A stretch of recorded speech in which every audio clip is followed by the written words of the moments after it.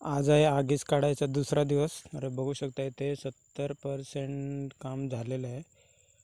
उरलेलं 30% जे आहे ते का आज कंप्लीट करून पूर्ण जे गवत आहे ते जाळायचं आहे. तर हे गवत जे कट केलेलं आहे ते आम्ही आता एकत्र करत आहोत. जो मधला जो खाली भाग आहे तिथे नेऊन टाकायचा आहे. टाकल्यानंतर त्याला आग लावायची. तर हे आम्ही आता असं हे का जुन्या साडीमध्ये घेऊन झोला करत टाकत आहे. तर भाच्याला म्हटलं चल उचल टाकू पटापट, ऊन पण जास्त झालं आहे. तर आता याला आम्ही झोका देऊन फेकणार.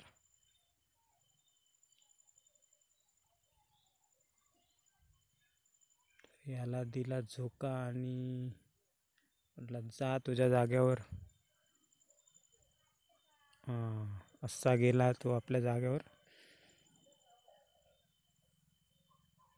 तर हे सगळं असं संपवून नंतर त्याला एका साईडने आग लावायची आहे. तर अजून बराच गवत जे आहे कट केलेलं ते एकत्र करायचं आहे. हे झाल्यावर आता आम्ही आग लावणार. तर हे बघू शकता अशा प्रकारे एका जो खाली प्लॉट आहे पूर्ण मधला जो भाग रिकामी आहे तिथे सगळं एकत्र केलेलं आहे गवत. साईडचा पूर्ण एक 5-6 फूट पर्यंत तर पूर्ण हे करावं लागतं. नंतर आग एवढी भयंकर फास्ट चालायला लागते की कळत पण नाही केव्हा आग पेटून गेलं सगळं.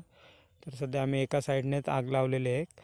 कारण मागच्या वर्षी ज्यावेळी आम्ही दोन्ही साईडला आग लावली तर ते खूप नंतर साईडला आग एवढी पसरली की ते विझवायला पण खूप त्रास व्हायला लागला. तर यावर्षी तसं केलं नाही, एकाच साईडने आग हे केले पेटवले. तर आता ही पूर्ण अशी जळत जाऊन नंतर मधला जो भाग आहे पूर्ण जळून जाणार.